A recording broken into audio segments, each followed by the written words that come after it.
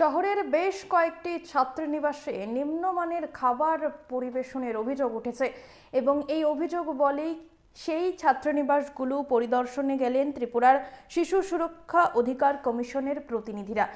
ছাত্রীনিবাসে নিম্নমানের খাবার পরিবেশনের অভিযোগ এবং টিফিন পরিবেশন যে করা হয় সেটাও নিম্নমানের টিফিন পরিবেশনের অভিযোগ উঠেছে শহরের বেশ কয়েকটি ছাত্রীনিবাস থেকে। ত্রিপুরা শিশু সুরক্ষার অধিকার কমিশনের প্রতিনিধি দল আজ শহরের বিভিন্ন ছাত্রীনিবাস পরিদর্শন করেন এবং নানা সমস্যা খতিয়ে দেখেন। এদিন প্রথমে তপশিলি জাতি ও তপশিলি উপজাতি কল্যাণ দপ্তরের অধীনে থাকা ডক্টর বি.আর. আম্বেদকর স্মৃতি ছাত্রীনিবাস পরিদর্শন করেন। তারপর তুলসীবতী বালিকা বিদ্যালয়ের ছাত্রীনিবাস পরিদর্শন করেন ত্রিপুরা শিশু সুরক্ষা অধিকার কমিশনের প্রতিনিধি দল। এদিনের এই পরিদর্শনে উপস্থিত ছিলেন কমিশনের চেয়ারপারসন জয়ন্তী দেববর্মা, মেম্বার চামেলি সাহা সহ অন্যান্যরা। আমরা শুনবো ঠিক কি জানাচ্ছেন কমিশনের চেয়ারপারসন জয়ন্তী দেববর্মা। রুমের মধ্যে বাড়িতে কীভাবে থাকুন এগুলি বুঝান তার আগে। আপনি তো মা, আপনি দেখেন এখানে সুপার হিসেবে আছেন, কিন্তু এরপরেও কিন্তু আপনি একটা মা, তাতে এতগুলি বাচ্চার মা, কিন্তু আপনি মার মতো তো ঠিক করতে না, একসময় আদর করবেন, একসময় বকবেন। নমস্কার, শুভ সকাল।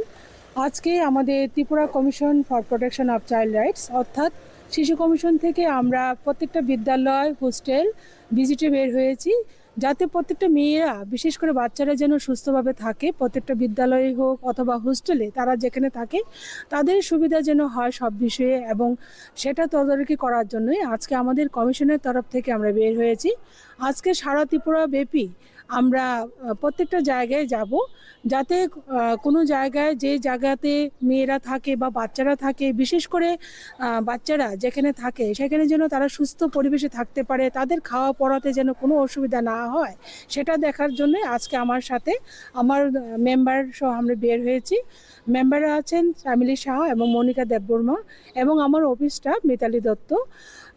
আমরা বের হয়েছি বিভিন্ন জায়গাতে যাব, যাতে শিশুদেরকে সব বিষয়ে তাদের অধিকারগুলি যেন সুরক্ষিত থাকে এবং তাদের অধিকার যেন তারা পায়, সেই বিষয়ে তদারকি করার জন্য আজকে আমাদের ভিজিটে আমরা বের হয়েছি।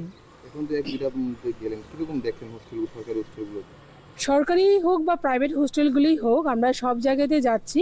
তো কিছু কিছু জায়গাতে আমরা খুবই খারাপ অবস্থা আমরা দেখতে পাচ্ছি, সেই বিষয়ে আমরা ডিপার্টমেন্টকে অবশ্যই জানাবো।